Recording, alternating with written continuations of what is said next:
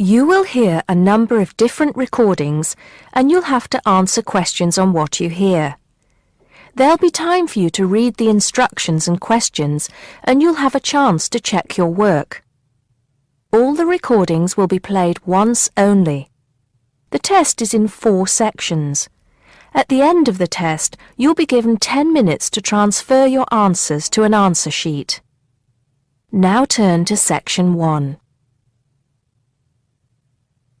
Section 1. You'll hear a man calling a catering company. First, you have some time to look at questions 1 to 5.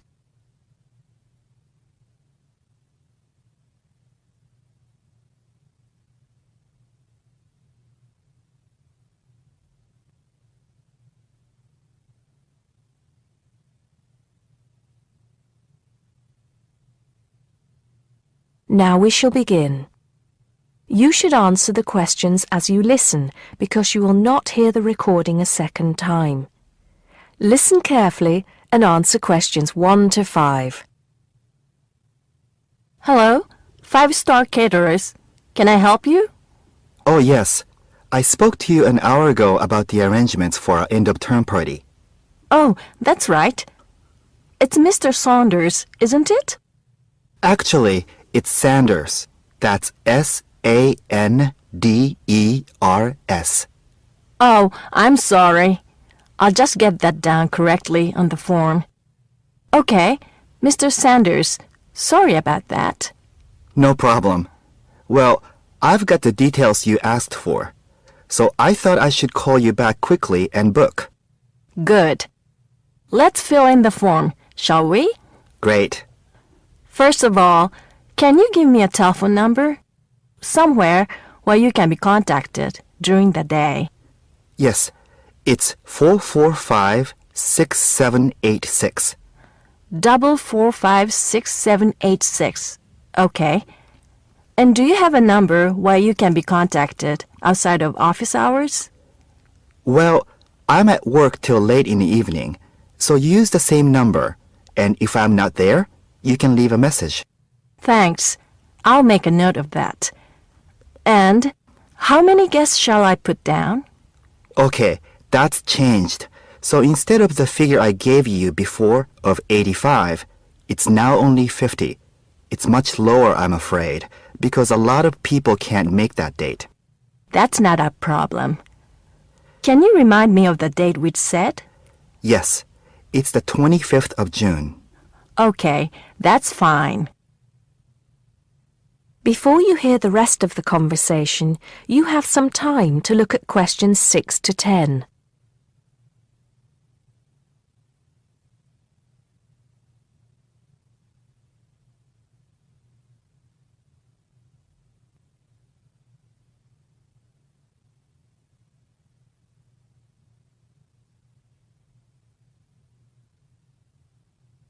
Now listen and answer questions 6 to 10. Now, did you have the chance to look at the tables on the website? Yes, I did. And I think the rectangular tables would be good. The long, thin ones. Yes, you could have 2 of those. The only problem is that they're for 24 people. So, you'd only seat 48 people that way. And if you have 50 guests... Oh, I see what you mean. 2 people would have nowhere to sit. What about the square ones? You'd have the same problem with numbers. Usually, for 50 people, we find the round tables work well. Not the smaller ones. They only seat 6 people. The ones that seat 10, the large ones. So do you think we should have 5 of those? I think that would work well. Okay, that's what we'll do then. Fine. And have you decided on the menu you would like? Yes, I think so. But I wanted to ask you, we talked about having the 3-course meal with waiter service, but in the end, we thought it would be a bit too formal. So that leaves the buffet or the 7-course banquet. How much is a banquet again? £100 a head. That's too much and too formal. The buffet is fine. Okay. So I think I've got everything. we'd need a deposit of 50% of the total. Right. What's the total? Just a minute. Yes, it's £30 a head times 50, so that's £1,500. 50% of that would be $750 now, with the balance due another $750 on the day. Great. I'll call in tomorrow if that's okay. I can pay you the deposit then. We'll look forward to seeing you tomorrow then. Okay. Thanks a lot. Goodbye. Goodbye. That is the end of Section 1. You now have half a minute to check your answers.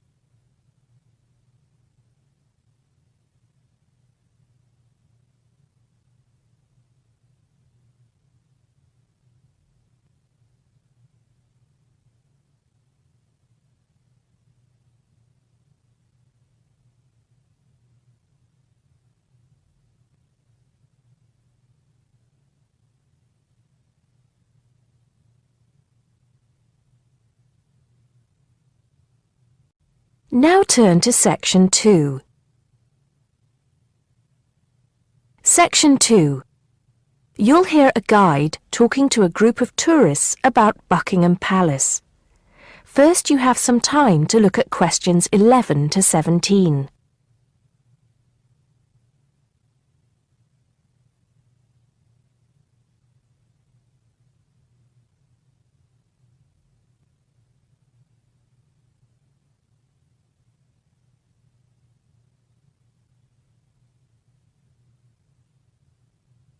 Now listen carefully and answer questions 11 to 17. Now, of course, Buckingham Palace is instantly recognisable to millions of people around the world. As we pass the palace, I'd like to tell you a few things about the history of this famous building. We think the first house was built here around 1624.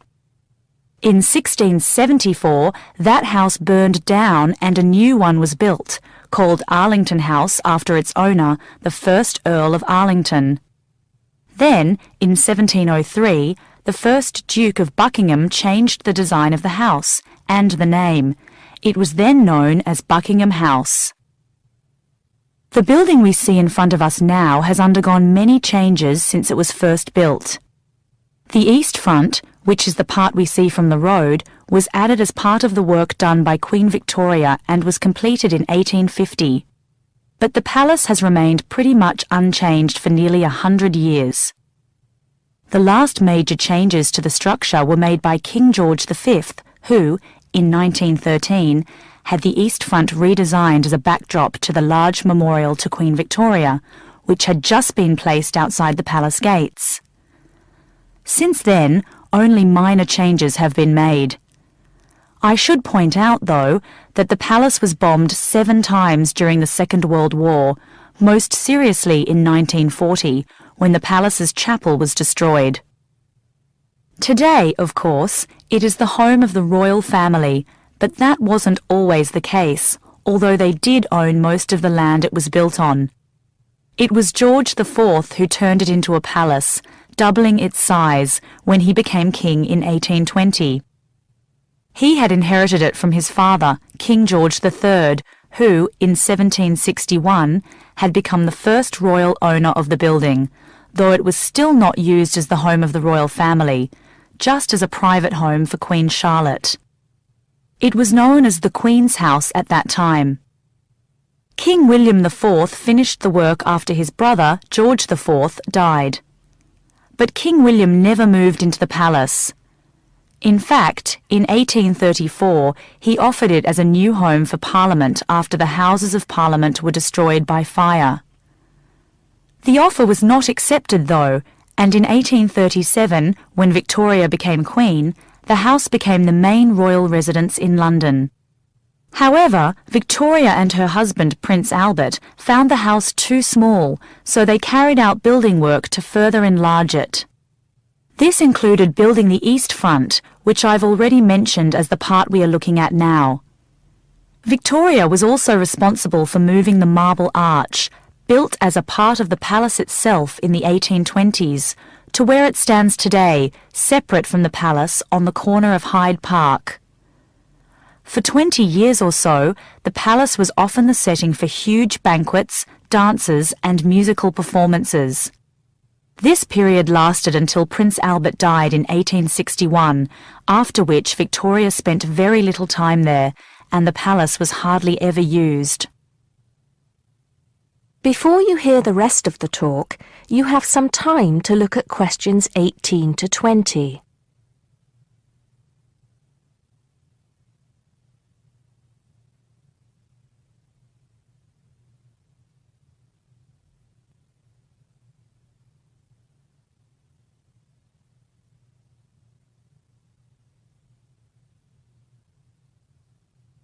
Now listen and answer questions 18 to 20.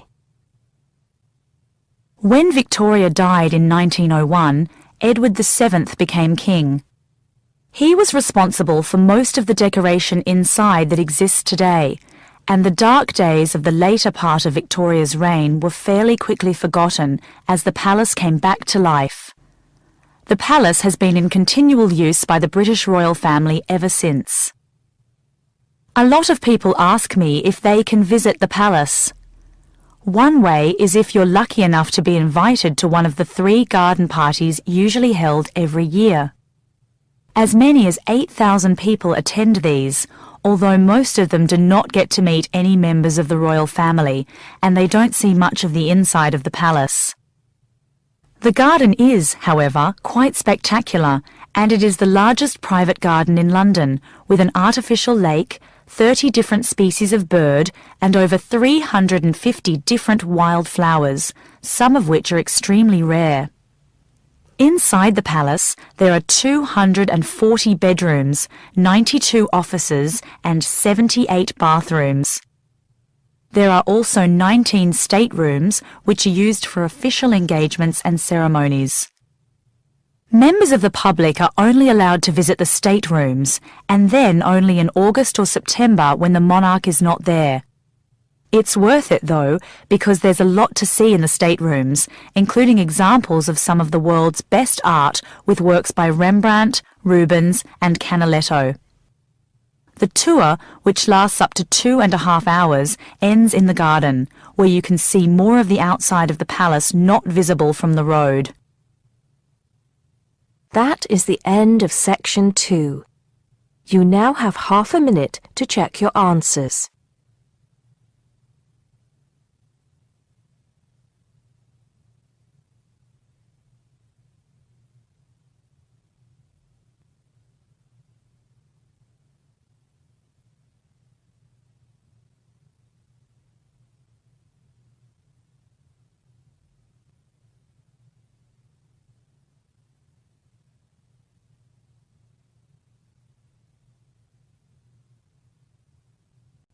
Now turn to Section 3.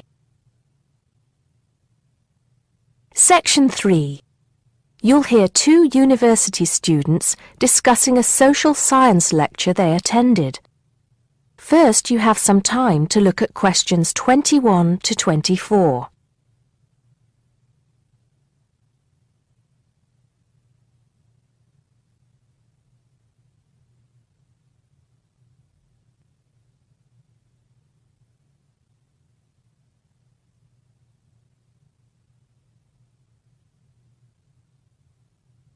Now listen carefully and answer questions 21 to 24. Did you go to the first social science lecture yesterday? Yeah. Didn't you see me there? No. I was trying so hard to understand the lecturer. What didn't you understand? A lot of it, really. For example, he said we needed to study history as part of the course, but I didn't get why. You probably missed it. He said early on that we need to learn from our past mistakes. Right. But he also said we need to put ourselves in the place of our ancestors. Why is that? I think the point is that it's not enough to know how they lived and what they did. We need to know what they thought. I see. And I've written transferable skills in my notes next, but I have no idea what that means. If you study social science, you learn skills that you can use in a job. Oh, right. Is that all? Okay, but why is that? The point he made was that in studying social science, you use a flexible and adaptable approach to learning. Before you hear the rest of the conversation, you have some time to look at questions 25 to 30.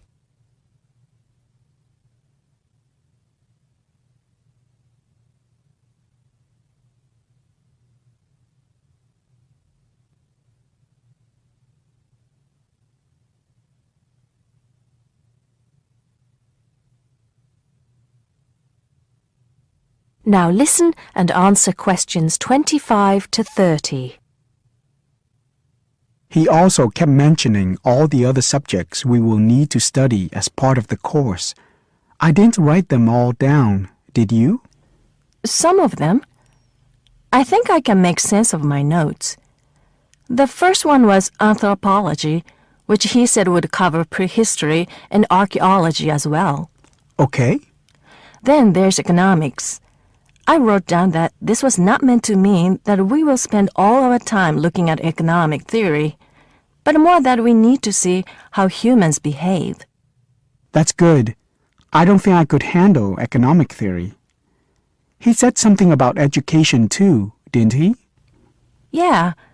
He said we'll be looking at how cultural information is handed down from one generation to the next through teaching children. He said we'd be focusing on geography too, but I can't really remember which aspects. Can you? I noted it down, I think.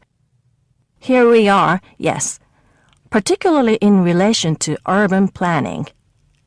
It's law that I got confused about. I didn't understand why he linked that to economics. I think he meant that laws affect the way wealth is distributed. That makes sense. Now, what are the science wars? Okay, I did get that. The science wars are about how social science collects information. In sociology and social work, and in social science generally, they can only study patterns of behavior and observe. If you compare that to the way scientists work in physics or chemistry, it's very different because they use specific experiments that can be tested and which give concrete answers. Social studies is often accused of being unscientific. That's all. Okay, but it still looks like a good course, doesn't it?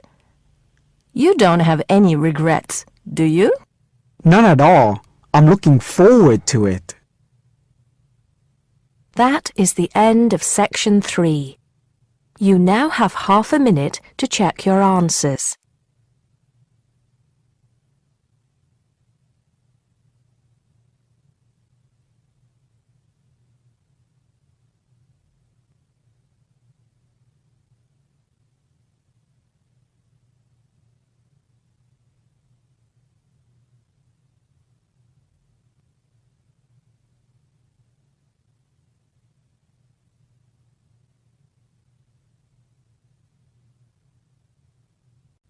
Now turn to section 4. Section 4.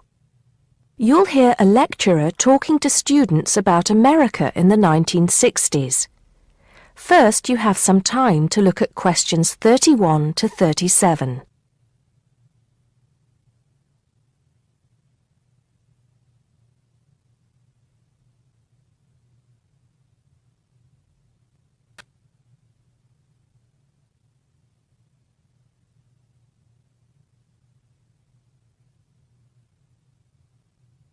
Now listen carefully and answer questions 31 to 37. We begin our examination of America in the 1960s with the usual caution. There is no sense in trying to understand any decade without looking at what came before. Those of you who still have outstanding coursework on the 1950s would do well to complete it now, if for no other reason than it will help make sense of the next series of lectures. but we must press on, and I'd like to begin my talk about the 60s with a reference to one of those things that came before, the post-war baby boom. With the end of the Second World War in 1945, there began in the USA an era of perceived prosperity and security. In short, people started to feel that the world was a much better and safer place to bring up children. So, at the start of the 60s, all those children born in the baby boom, 70 million in the US alone, were teenagers. As the 60s progressed, and as this large number of people approached adulthood, there was a noticeable shift in the balance of power, and young people began to have a voice in ways that were not considered possible in the more conservative atmosphere of the preceding decade. Things were moving forward at a rapid pace. The literature of the time brought out all the taboos. Everything was covered, such as race in, for example, the book To Kill a Mockingbird. The role of women changed, and equality for women, well, let's just say that once certain books were published, women were no longer going to be satisfied with their roles as devoted wives and mothers. Through literature alone, the whole fabric of society was challenged, and by the end of the 60s, things would never again be as they had pretty much been for the preceding 40 years. It was a decade of protest, civil rights protests, feminism, the rights of minorities, the Vietnam War. All these causes led to peaceful and not so peaceful protests on college campuses and elsewhere. People had been given freedom of speech and they were going to use it. The crime rate rose to 9 times what it was in the 50s, as respect for the old order faded away. But it was also a time of great development. In medicine, the 60s saw the first heart transplant. In technology and the space race, where we saw the first American in orbit and lasers being invented at the start of the decade, and the first man on the moon, and the first primitive internet at the end. Before you hear the rest of the talk, you have some time to look at questions 38 to 40.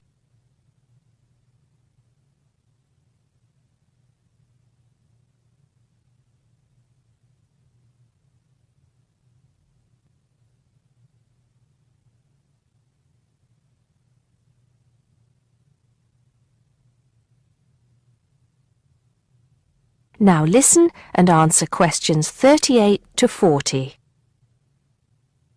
None of this, good or bad, might have happened if things in 1962 had gone slightly differently. On October 16th, President John F. Kennedy met with his closest advisors at the White House. They had obtained photographic evidence showing that Cuba was building or installing nuclear weapons. It was widely believed that Cuba was preparing to fire these weapons at cities in the USA. Kennedy was faced with 3 choices: to try to resolve the crisis diplomatically by negotiating with Cuba and the Soviet Union, to take action to block the delivery of more weapons into Cuba, or to attack Cuba, destroying their weapons. Believing that the first option would end in failure and that the third option would lead to war, it was the second option that Kennedy chose. In doing so, he succeeded in preventing the buildup of more missiles. The Soviet Union then withdrew the weapons from Cuba. Most historians agree that if Kennedy had acted differently, the episode would have led to a full-scale nuclear war between the United States and the Soviet Union. Millions would have died, and the world would have been changed beyond recognition. That is the end of section 4. You now have half a minute to check your answers.